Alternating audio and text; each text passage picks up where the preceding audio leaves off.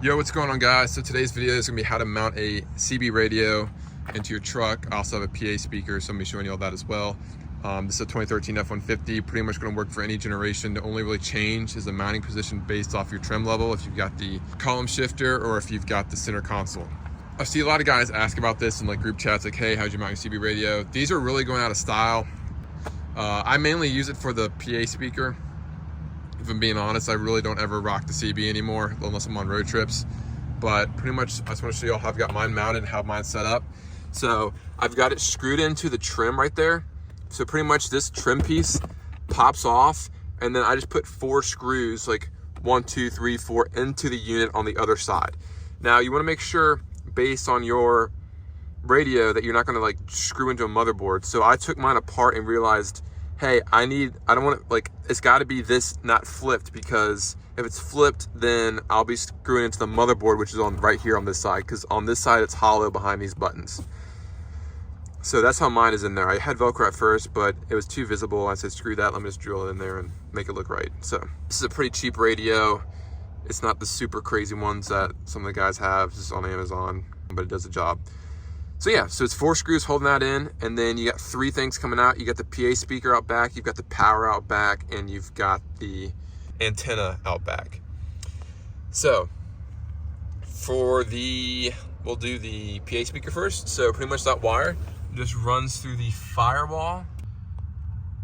So right there, I cut a hole in the firewall at the very top with a knife and just ran that wire from the back of the radio. Everything goes behind the carpet, and then that one just goes out there. The power goes behind the center console over the passenger side, because instead of using the 12, the cigarette lighter adapter it comes with, I hardwired it with the add fuse to the fuse panel in the passenger side. So that was honestly probably one of the more cleaner ways you can do it. So then when it comes to being inside the actual engine, so it pops out of right there. And then that wire just runs, goes down behind there, and then it just sits right here. So pretty much I just unscrewed this bolt right here and then just push the plate under and then tighten it back down. All right, now for the power. So we're on the passenger side.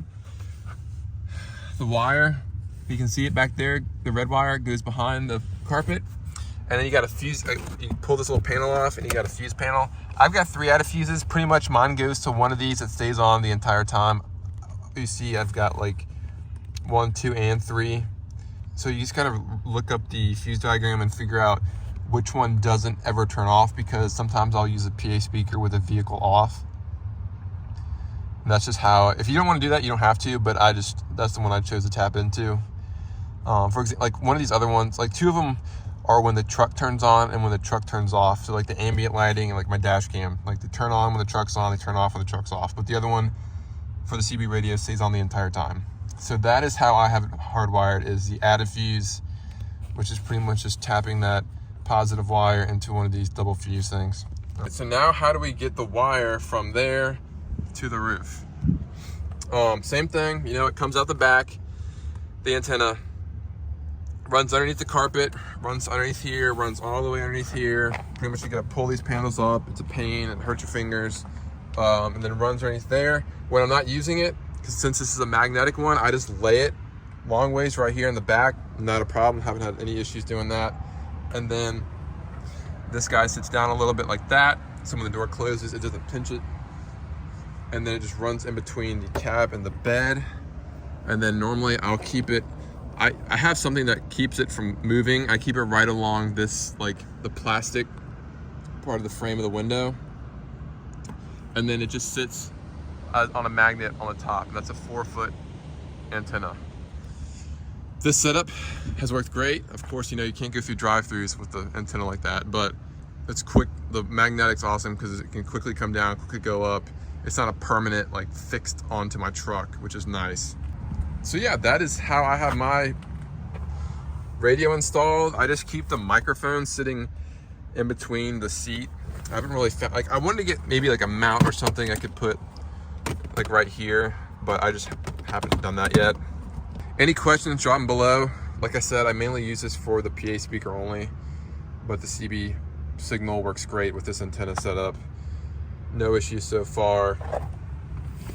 And I appreciate y'all watching. Like I said, leave a like if this helped, drop a comment, and be sure to subscribe. And if you want to see any other videos, just let me know in the comments. Thanks. Bye.